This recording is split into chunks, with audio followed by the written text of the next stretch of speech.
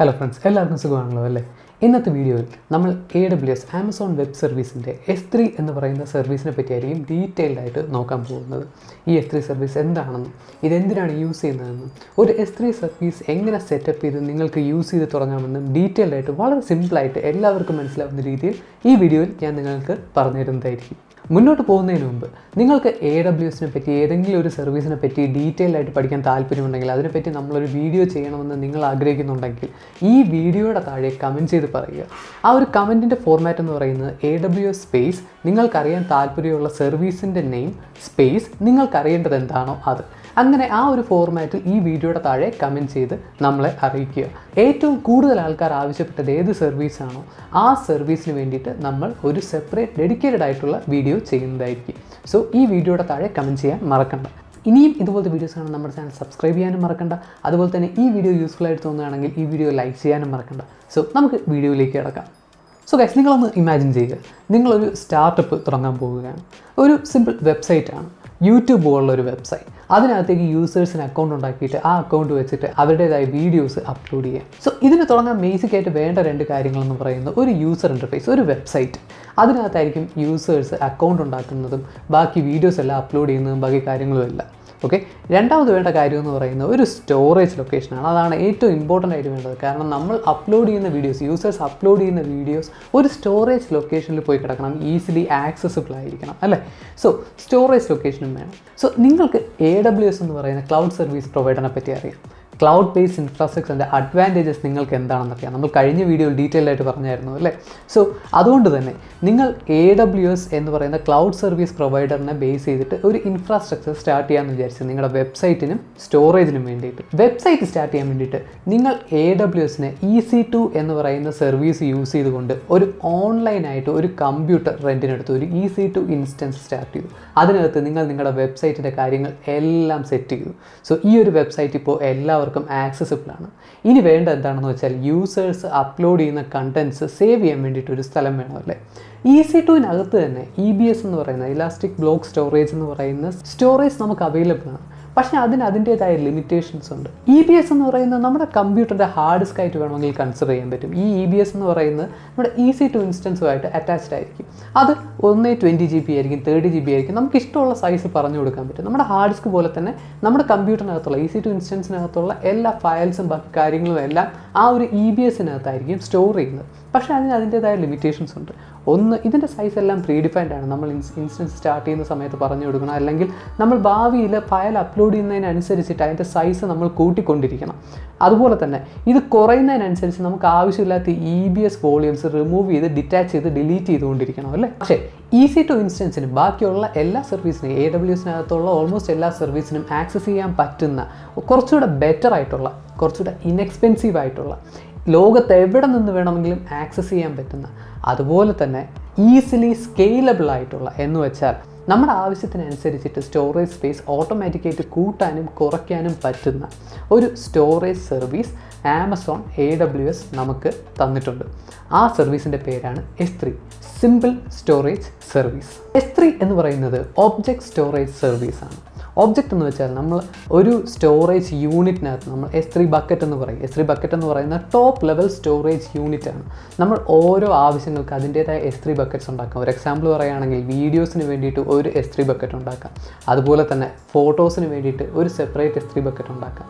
അതുപോലെ വേറെ എന്തെങ്കിലും ടൈപ്പ് ഫയൽസ് ഇടാൻ വേണ്ടിയിട്ട് വേറൊരു സെപ്പറേറ്റ് S3 ബക്കറ്റ് ഉണ്ടാക്കാം. സോ നമുക്കിപ്പോൾ ഒരു S3 ബക്കറ്റ് എങ്ങനെ ഉണ്ടാക്കാമെന്നും അതിനകത്തുള്ള പല പല കോൺഫിഗറേഷൻ എന്താണെന്നും അതുപോലെ തന്നെ ഇതിനകത്തേക്ക് എങ്ങനെ ഡേറ്റ അപ്ലോഡ് ചെയ്യാമെന്ന് നമുക്ക് ഡീറ്റെയിൽ ആയിട്ട് നോക്കാം. ഓക്കെ ഗൈസ്, നമ്മളിപ്പോൾ നമ്മുടെ AWS അക്കൗണ്ടിലാണ് നിൽക്കുന്നത്. സോ നിങ്ങൾക്ക് AWS അക്കൗണ്ട് എങ്ങനെ ഉണ്ടാക്കണം എന്നറിയില്ലെങ്കിൽ നമ്മൾ തൊട്ട് മുന്നേ അപ്ലോഡ് ചെയ്ത വീഡിയോ കാണുക. അതിനകത്ത് നമ്മൾ ഡീറ്റെയിൽഡ് ആയിട്ട് ഫ്രീ ആയിട്ട് എങ്ങനെ ഒരു AWS അക്കൗണ്ട് ഉണ്ടാക്കാമെന്ന് ഡീറ്റെയിൽഡ് ആയിട്ട് പറഞ്ഞിട്ടുണ്ട്. ഓക്കെ, നമ്മളിപ്പോൾ S3 ആണ് നോക്കാൻ പോകുന്നത്. അപ്പോൾ S3 സർവീസ് ആക്സസ് ചെയ്യാൻ വേണ്ടിയിട്ട് മുകളിൽ ഇവിടെ ഒരു സെർച്ച് ബാർ ഉണ്ടില്ലായിരുന്നു, അവിടെ ക്ലിക്ക് ചെയ്തിട്ട് S3 എന്ന് ടൈപ്പ് ചെയ്യുക. അപ്പോൾ ഇവിടെ നമുക്ക് കുറേ റിസൾട്ട് കാണാമല്ലേ? അതിനകത്ത് ഈ S3 എന്ന് പറയുന്ന റിസൾട്ട് ക്ലിക്ക് ചെയ്യുക. ഓക്കെ, ഇപ്പോൾ നമ്മൾ S3യുടെ മെയിൻ പേജിലാണ് നിൽക്കുന്നത്. നമ്മളിപ്പോൾ ഇവിടെ ക്ലിക്ക് ചെയ്തിട്ട് ഈ ബക്കറ്റ്സിലോട്ട് പോവുകയാണെങ്കിൽ ഇവിടെ നമുക്ക് നമ്മുടെ കയ്യിലുള്ള എല്ലാ ബക്കറ്റ്സിൻ്റെയും ലിസ്റ്റ് ഇവിടെ നമുക്ക് കാണാൻ പറ്റും. പക്ഷേ നമ്മളിപ്പോൾ പുതിയതായിട്ടുണ്ടാക്കിയ അക്കൗണ്ട് ആയതുകൊണ്ട് ഇവിടെ വേറെ അഡീഷണൽ ആയിട്ടുള്ള ബക്കറ്റ്സ് ഒന്നും ഇല്ല. അപ്പോൾ നമുക്കൊരു ബക്കറ്റ് ക്രിയേറ്റ് ചെയ്യാം. അതിന് വേണ്ടിയിട്ട് ഒന്നിത് ഇവിടെയുള്ള ഈ ക്രിയേറ്റ് ബക്കറ്റ് എന്ന് പറയുന്ന ബട്ടൺ ക്ലിക്ക് ചെയ്യാം, അല്ലെങ്കിൽ ഇവിടെ കാണുന്ന ഈ ക്രിയേറ്റ് ബക്കറ്റ് എന്ന് പറയുന്ന ബട്ടൺ ക്ലിക്ക് ചെയ്യാം. ഓക്കെ ഗൈസ്, നമ്മളിപ്പോൾ ബക്കറ്റ് ക്രിയേഷൻ പേജിലാണ് നിൽക്കുന്നത്. ഇവിടെ നമുക്ക് നോക്കിയാൽ അറിയാം കുറേ ഓപ്ഷൻസ് ഉണ്ടല്ലേ. നമുക്ക് ഒന്നൊന്നായിട്ട് നോക്കാം. ആദ്യം ഉള്ളത് ബക്കറ്റ് ടൈപ്പ്. ഇത് ഇപ്പോൾ പുതിയതായിട്ട് വന്നൊരു ഓപ്ഷനാണ്. ഇവിടെ നമുക്ക് 2 ഓപ്ഷൻ ഉണ്ട്. ജനറൽ പർപ്പസ് ബക്കറ്റും ഉണ്ട്, അതുപോലെ തന്നെ ഡയറക്ടറി ബേസ് ബക്കറ്റും ഉണ്ട്. നമുക്ക് തൽക്കാലത്തേക്ക് ജനറൽ പർപ്പസ് ബക്കറ്റ് നോക്കാം. അപ്പോൾ ആദ്യം നമ്മൾ കൊടുക്കേണ്ട കാര്യം എന്താണെന്ന് വെച്ചാൽ ബക്കറ്റ് നെയിമാണ്.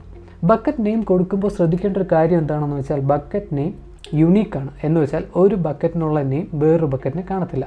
അതുകൊണ്ട് ഇപ്പോൾ ടെസ്റ്റ് ബക്കറ്റ് എന്നോ ബക്കറ്റ് ABC എന്നോ അങ്ങനെ എന്തെങ്കിലും ഒരു നെയിം കൊടുക്കുകയാണെങ്കിൽ അങ്ങനെ ഒരു ബക്കറ്റിൻ്റെ നെയിം ഒബ്വിയസ് ആയതുകൊണ്ട് വേറൊരാൾ ഉണ്ടാക്കിയിട്ടുണ്ടാവാൻ ചാൻസ് കൂടുതലാണ്. അതുകൊണ്ട് നമുക്ക് ഇത്തിരി യുണീക്കായിട്ടുള്ള ഒരു നെയിം കൊടുക്കാം.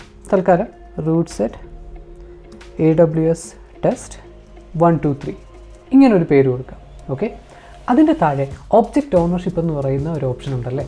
ഒബ്ജക്റ്റ് ഓണർഷിപ്പ് എന്ന് വെച്ചാൽ ഈ ഒരു ബക്കറ്റിനകത്തേക്ക് അപ്ലോഡ് ചെയ്യുന്ന ഫയൽസിൻ്റെ ഓണർഷിപ്പ് ആർക്ക് വേണം എന്ന് ഡിഫൈൻ ചെയ്യുന്ന ഓപ്ഷനാണിത്. ഇവിടെ നമുക്ക് 2 ഓപ്ഷനുണ്ട്. ACL ഡിസേബിൾഡും ഉണ്ട്, അതുപോലെ തന്നെ ACLs എനേബിൾഡും ഉണ്ട്. ഡീഫോൾട്ടായിട്ട് നമ്മളൊരു ഫയൽ അപ്ലോഡ് ചെയ്യുന്ന സമയത്ത് ആ ഫയലിൻ്റെ ഓണർഷിപ്പ് എന്ന് പറയുന്നത് ഈ ഒരു അക്കൗണ്ടിനായിരിക്കും. നമുക്ക് വേണമെങ്കിൽ ഈ ഒരു ബക്കറ്റിനകത്തേക്ക് ഫയൽസ് അപ്ലോഡ് ചെയ്യുന്ന സമയത്ത് അതിൻ്റെ ഓണർഷിപ്പ് ഓട്ടോമാറ്റിക്കായിട്ട് വേറൊരു എൻറ്റിറ്റിക്ക് കൊടുക്കുന്ന രീതിയിൽ വേണമെങ്കിൽ നമുക്കിവിടെ സെറ്റ് ചെയ്യാൻ പറ്റും. പക്ഷേ തൽക്കാലത്തേക്ക് ഞാനിവിടെ ACL ഡിസേബിൾഡ് കൊടുക്കുകയാണ്. അത് കഴിഞ്ഞിട്ട് താഴോട്ട് നോക്കുമ്പോഴത്തേക്കും block public access settings for this bucket എന്ന് പറയുന്ന ഒരു ഓപ്ഷൻ ഉണ്ടല്ലേ.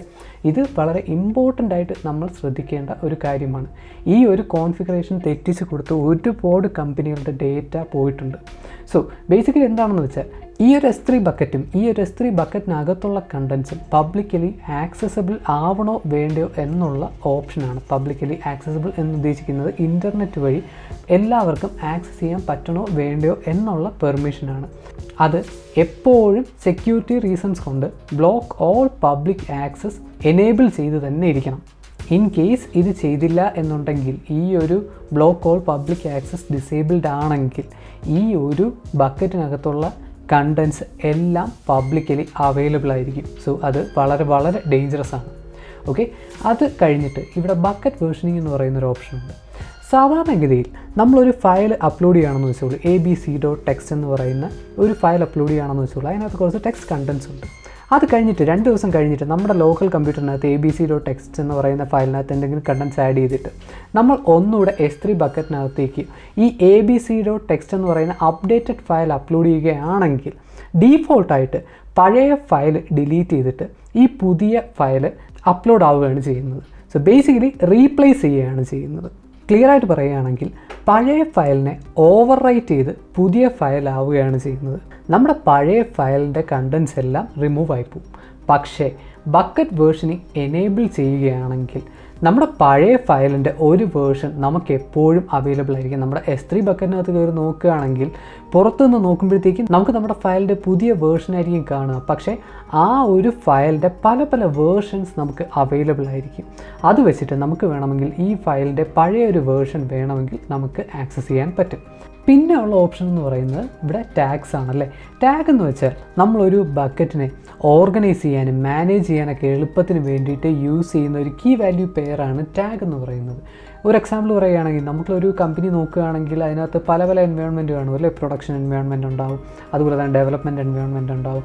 അങ്ങനെ വരുന്ന സമയത്ത് നമ്മളൊരു ബക്കറ്റിനെ ക്ലാസിഫൈ ചെയ്യാൻ വേണ്ടിയിട്ട് ഇപ്പോൾ എൻവയോൺമെൻറ്റ് പ്രോഡ് ഈ ഒരു ബക്കറ്റിനകത്ത് നമുക്ക് വേണമെങ്കിൽ പ്രൊഡക്ഷൻ റിലേറ്റഡ് ആയിട്ടുള്ള എല്ലാ ഡേറ്റയും അപ്ലോഡ് ചെയ്യാൻ പറ്റും. അതുപോലെ തന്നെ നമുക്ക് വേറൊരു ബക്കറ്റ് ഉണ്ടാക്കിയിട്ട് അതിനകത്ത് ടാഗ്സിനകത്ത് എൻവയോൺമെൻറ്റ് ഡെവലപ്പ് അങ്ങനെ ഒരു ടാഗ് ഉണ്ടാക്കിയിട്ട് അതിനകത്ത് ഡെവലപ്മെൻറ്റ് ഫേസിനകത്തുള്ള എല്ലാ ഫയൽസും അപ്ലോഡ് ചെയ്യാൻ പറ്റും. സോ ഇങ്ങനെയുള്ള ബക്കറ്റ്സിനെ വേറെ സർവീസൊക്കെ വെച്ചിട്ട് മാനേജ് ചെയ്യാൻ വേണ്ടിയിട്ടാണ് ഇവിടെ നമ്മൾ ടാഗ്സ് കൊടുക്കുന്നത്. ഓക്കെ, അത് കഴിഞ്ഞിട്ടുള്ള ഓപ്ഷനാണ് ഡീഫോൾട്ട് എൻക്രിപ്ഷൻ. ഡീഫോൾട്ട് എൻക്രിപ്ഷൻ എന്ന് പറയുമ്പോൾ നമ്മൾ ഒരു ഫയൽ അപ്ലോഡ് ചെയ്യുന്ന സമയത്ത് ഈ ഒരു ഫയലിനെ സെക്യൂരിറ്റിക്ക് വേണ്ടിയിട്ട് സെർവർ അതിനെ എൻക്രിപ്റ്റ് ചെയ്തായിരിക്കും സേവ് ചെയ്യുന്നത്, നമ്മുടെ S3 ബക്കറ്റിനകത്തേക്ക് സേവ് ചെയ്യുന്നത്. അപ്പോൾ ആ ഒരു എൻക്രിപ്ഷൻ എങ്ങനെ വേണം എന്നുള്ളതാണ് ഇവിടെ ചോദിക്കുന്നത്. അപ്പോൾ തൽക്കാലത്തേക്ക് നമുക്ക് ഇത് ഡീഫോൾട്ടായിട്ടുള്ള വാല്യൂ കൊടുക്കാം. അത് കഴിഞ്ഞിട്ട് താഴെ അഡ്വാൻസ് സെറ്റിങ്സ് എന്ന് പറയുന്ന ഒരു ഓപ്ഷൻ ഉണ്ടല്ലേ. ഇവിടെ നമുക്ക് ഒബ്ജക്റ്റ് ലോക്ക് എന്ന് പറയുന്ന ഒരു ഓപ്ഷൻ ഉണ്ട്. അത് ഡീഫോൾട്ടായിട്ട് ഡിസേബിൾഡ് ആണ്. ഒബ്ജക്റ്റ് ലോക്ക് എന്ന് പറഞ്ഞാൽ നമ്മളൊരു ഫയൽ അപ്ലോഡ് ചെയ്യുന്ന സമയത്ത് ആ ഒരു ഫയൽ ഡിലീറ്റ് ആവാതെ അല്ലെങ്കിൽ ഓവർ റൈറ്റ് ആവാതെ കീപ്പ് ചെയ്യുന്ന ഒരു സെറ്റിംഗ് ആണ് ഈ ഒരു ഒബ്ജക്റ്റ് ലോക്ക് എന്ന് പറയുന്ന സെറ്റിംഗ്. അത് ഡീഫോൾട്ടായിട്ട് ഡിസേബിൾഡ് ആണ്. പിന്നെ വേറൊരു കാര്യം ശ്രദ്ധിക്കേണ്ടത് എന്താണെന്ന് വെച്ചാൽ ഒബ്ജക്റ്റ് ലോക്ക് എനേബിൾ ചെയ്യണമെങ്കിൽ ബക്കറ്റ് വേർഷനിങ് എനേബിൾഡ് ആയിരിക്കണം. ഓക്കെ, അപ്പോൾ ഇത്രയും സെറ്റിങ്സ് കൊടുത്തു കഴിഞ്ഞിട്ട് നമുക്ക് ഈ ഒരു ബക്കറ്റിനെ ക്രിയേറ്റ് ചെയ്യാം. ഓക്കെ, അതിന് ഇവിടെ ക്രിയേറ്റ് ബക്കറ്റ് എന്ന് പറയുന്ന ബട്ടൺ ക്ലിക്ക് ചെയ്യുക. ഓക്കെ, അപ്പോൾ നമ്മൾ കൊടുത്ത bucket name root set AWS test 123 എന്ന് പറയുന്ന ബക്കറ്റ് നെയിം യൂണിക് ആയതുകൊണ്ട് നമുക്ക് അങ്ങനെ ഒരു ബക്കറ്റ് ക്രിയേറ്റ് ചെയ്യാൻ പറ്റി. സോ ഇവിടെ നമ്മൾ S3 ബക്കറ്റ്സിൻ്റെ ലിസ്റ്റ് നോക്കുമ്പോൾ നമ്മളിപ്പോൾ ക്രിയേറ്റ് ചെയ്ത ബക്കറ്റ് കാണാൻ പറ്റും. സോ ഇനി നമുക്ക് ആ ഒരു ബക്കറ്റിനകത്തേക്ക് കയറാം. സോ ഈ S3 ബക്കറ്റിനകത്ത് നമ്മൾ ആഡ് ചെയ്യുന്ന ഓരോ ഫയൽസിനെയും നമ്മൾ ഒബ്ജക്റ്റ് എന്ന് പറയുന്നു. ഈ S3 ബക്കറ്റിൻ്റെ സൈസ് എന്ന് പറഞ്ഞത് വിർച്വലി അൺലിമിറ്റഡ് ആണ്. ഇതിനകത്തേക്ക് നമുക്ക് എത്ര ഫയൽസ് വേണമെങ്കിലും എത്ര വലിയ ഫയൽസ് വേണമെങ്കിലും നമുക്ക് ആഡ് ചെയ്യാൻ പറ്റും. പക്ഷെ നമ്മൾ യൂസ് ചെയ്യുന്നതിന് മാത്രം പേ ചെയ്താൽ മതി. S3 ബക്കറ്റിൻ്റെ സൈസ് അൺലിമിറ്റഡ് ആണെങ്കിലും നമ്മൾ അതിനകത്തേക്ക് എത്ര ഫയൽസ് ഇടുന്നു അതിനനുസരിച്ചുള്ള പൈസ മാത്രം നമ്മൾ കൊടുത്താൽ മതി. അതുപോലെ തന്നെ ഇത് ലോകത്തിൽ എവിടെ നിന്ന് വേണമെങ്കിലും ആക്സസ് ചെയ്യും.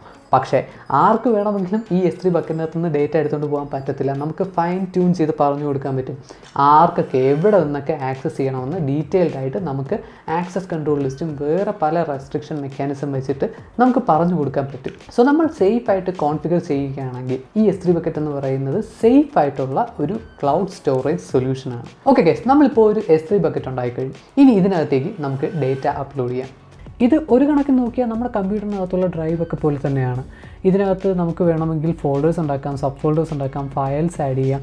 സോ നമുക്കിപ്പോൾ ആദ്യം ഒരു ഫോൾഡർ ഉണ്ടാക്കാം. ഓക്കെ, അതിന് വേണ്ടിയിട്ട് ഇവിടെ റൈറ്റിൽ മുകളിലായിട്ട് ക്രിയേറ്റ് ഫോൾഡർ എന്ന് പറയുന്ന ഒരു ബട്ടൺ ഉണ്ടല്ലേ, ആ ഒരു ബട്ടൺ ക്ലിക്ക് ചെയ്യുക. എന്നിട്ട് ഫോൾഡറിന് ഒരു നെയിം കൊടുക്കുക, ഫോൾഡർ 1.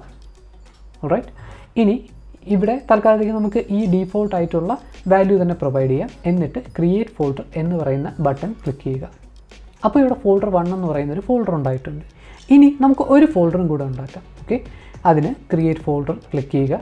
എന്നിട്ട് ഫോൾഡർ 2 എന്ന് നെയിം ചെയ്യുക. എന്നിട്ട് ക്രിയേറ്റ് ഫോൾഡർ എന്ന് പറയുന്ന ബട്ടൺ ക്ലിക്ക് ചെയ്യുക. ഓക്കെ, നമുക്കിപ്പോൾ 2 ഫോൾഡർ ഉണ്ട്. ഇനി നമുക്ക് ആദ്യത്തെ ഫോൾഡറിനകത്തേക്ക് പോകാം. അതിന് വേണ്ടിയിട്ട് ഈ ഫോൾഡർ 1 എന്ന് പറയുന്ന ഫോൾഡർ ക്ലിക്ക് ചെയ്യുക. ഓക്കെ ഗൈസ്, നമുക്ക് ആദ്യം ഇതിനകത്തേക്ക് ഒരു ഫയൽ അപ്ലോഡ് ചെയ്യാം. ഫയൽ അപ്ലോഡ് ചെയ്യാൻ വേണ്ടി നമുക്ക് ആദ്യം ഒരു ഫയൽ ക്രിയേറ്റ് ചെയ്യാം. ഓക്കെ, ഞാൻ ആദ്യം ടെക്സ്റ്റ് എഡിറ്റർ ഓപ്പൺ ചെയ്യുകയാണ്. എന്നിട്ട് ഒരു പുതിയൊരു ഡോക്യുമെൻറ്റ് ക്രിയേറ്റ് ചെയ്യണം. ഓക്കെ, ടെക്സ്റ്റ് സൈസ് 2436 ആക്കുകയാണ്. This is A new file, content A. Okay, ഇത്രയും ഞാൻ കൊടുക്കുകയാണ്. എന്നിട്ട് ഇതിനെ abc.rtf എന്ന് പേര് കൊടുത്തിട്ട് ഞാൻ സേവ് ചെയ്യുകയാണ്. Okay, save. ഇനി നമ്മുടെ S3 ബക്കറ്റിനകത്ത് വന്നിട്ട് ഇതിനകത്തേക്ക് ഫയൽ അപ്ലോഡ് ചെയ്യാൻ വേണ്ടിയിട്ട് ഒന്നേ ഇവിടുത്തെ ഈ അപ്ലോഡ് ബട്ടൺ ക്ലിക്ക് ചെയ്യുക, അല്ലെങ്കിൽ ഇവിടുത്തെ ഈ അപ്ലോഡ് ബട്ടൺ ക്ലിക്ക് ചെയ്യുക. ഓക്കെ, ആദ്യം നമുക്ക് ഈ ബട്ടൺ ക്ലിക്ക് ചെയ്തിട്ട് ഇവിടെ ആഡ് ഫയൽസ് എന്ന് പറയുന്ന ഒരു ബട്ടൺ ഉണ്ടല്ലേ, ആ ബട്ടൺ ക്ലിക്ക് ചെയ്ത് നമ്മളിപ്പോൾ ക്രിയേറ്റ് ചെയ്ത ഫയൽ അപ്ലോഡ് ചെയ്യാൻ നോക്കുക. ഓക്കെ, ഡെസ്ക്ടോപ്പിനകത്ത് AWS ഡെമോയ്ക്കകത്ത് abc.rtf ഓക്കെ സെലക്ട് ചെയ്യുക. എന്നിട്ട് ഓപ്പൺ ബട്ടൺ പ്രസ് ചെയ്യുക. എന്നിട്ട് തൽക്കാലത്തേക്ക് ഇവിടെ ഡീഫോൾട്ട് ആയിട്ടുള്ള പെർമിഷൻസും പ്രോപ്പർട്ടീസും തന്നെ അപ്ലൈ ചെയ്യാം. ഇതിനകത്ത് മെയിനായിട്ട് വരുന്നത് സ്റ്റോറേജ്, ക്ലാസും എൻക്രിപ്ഷനും അങ്ങനെയുള്ള കാര്യങ്ങളാണ് മെയിനായിട്ട് വരുന്നത്. ഓക്കെ, ഇനി നമുക്ക് തൽക്കാലത്തേക്ക് ഇതെല്ലാം ഡീഫോൾട്ടായിട്ട് കൊടുത്തിട്ട് അപ്ലോഡ് എന്ന് പറയുന്ന ബട്ടൺ ക്ലിക്ക് ചെയ്യുക. ഓക്കെ, ഇവിടെ കണ്ടില്ലേ, അപ്ലോഡ് സക്സീഡഡ്. അപ്പോൾ ഈ ഒരു ഫയൽ ഈ ഒരു ബക്കറ്റിനകത്തേക്ക് അപ്ലോഡ് ആയിട്ടുണ്ട്. ഓക്കെ, ഇനി നമുക്ക് ഈ ഒരു അപ്ലോഡ് വിൻഡോ ക്ലോസ് ചെയ്യാം. ഇപ്പോൾ നമ്മുടെ ബക്കറ്റിനകത്ത് ഫോൾഡർ 1 abc.rtf എന്ന് പറയുന്ന ഒരു ഫയൽ അപ്ലോഡ് ആയിട്ടുണ്ടല്ലേ. നമ്മളിപ്പോൾ ഒരു S3 ബക്കറ്റ് ഉണ്ടായിക്കഴിഞ്ഞു, അതിലേക്ക് ഡേറ്റ അപ്ലോഡ് ചെയ്തു അല്ലേ. സോ ഇനി ഈ ഡേറ്റ നമുക്കെങ്ങനെ ആക്സസ് ചെയ്യാൻ പറ്റും, അതുപോലെ വേറൊരാൾക്ക് ഈ ഡേറ്റ എങ്ങനെ ഷെയർ ചെയ്യാൻ പറ്റും.